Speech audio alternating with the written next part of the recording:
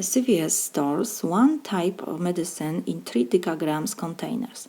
Based on the information given below, how many 1 milligram doses are there in one 3 decagram container?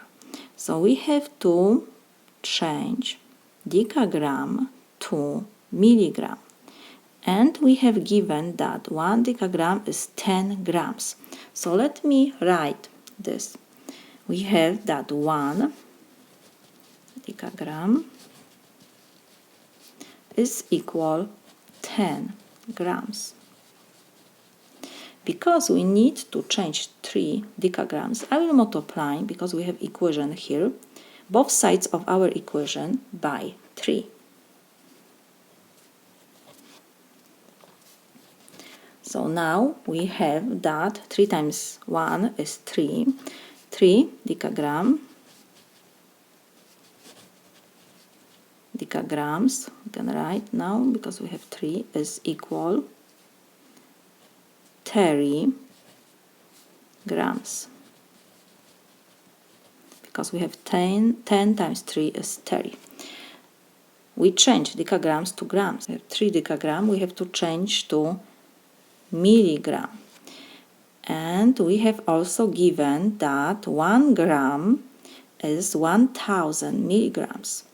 So we can rewrite our right side, because we have to change 3 decagrams. So we will left our left side, and 30 grams we can rewrite that this is 30 times 1 gram. Is still the same. 30 times 1 will be 30. And what else?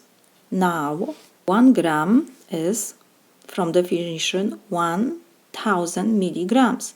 So we will copy 30, and 1 gram we can substitute by 1000 milligrams.